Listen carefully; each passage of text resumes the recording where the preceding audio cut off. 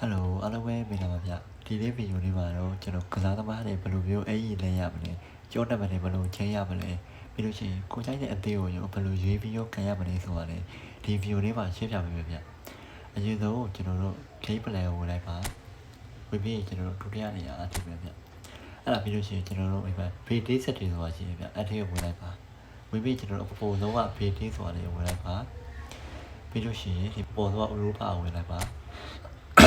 sorry ပြီးလို့ရှိရင်ပဲကိုကြိုက်တဲ့လေးကိုရွေးလို့ရတယ်ဗျာကျွန်တော်တို့ E3 series ရွေးမလား Spain La Liga ရွေးမလားကျွန်တော်တို့အားလုံးသိအောင်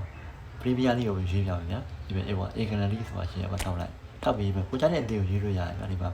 Man U ရှိမယ် Man City ရှိမယ် Liverpool ရှိမယ် Everton ရှိမယ်ဒါကိုကြိုက်တဲ့လေးကိုရွေးပြီးတော့ဗျာဒီမှာဆော့လိုက်အောင်ပဲဗျာနော်ရွေးလိုက်ပါရွေးပြီးပြန်ထွက်လိုက်ပါထောက်ပြီးကျွန်တော်အဲ့နေရာကိုပဲပြန်သွားမယ်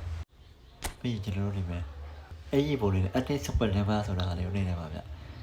အဲ့ဒီကိုနေနေပါနေပြီးလို့ရှိရင်ကျွန်တော်တို့ဒီမှာဗျဟိုကြိုက်တဲ့ကစားသမားကိုနာမည်ချိန်ပြီးလို့ရတယ်ဗျကျွန်တော်ဆွဲတော့ကိုချိန်တော့ဗျလူပဲဆွဲတော့ကိုဒီမှာကျွန်တော်တို့နိုင်ထားလိုက်မယ်နော်ဟိုမှာနိုင်ဖြစ်သွားပြီဗျဟိုအဲ့လိုချိန်ပြီးဆော့လို့ရပါတယ်ကျွန်တော်တို့နောက်ဆုံးတစ်ခုအနေနဲ့အဲ့ဒီဘယ်လိုလဲရမလဲဆိုရပါမယ်နော်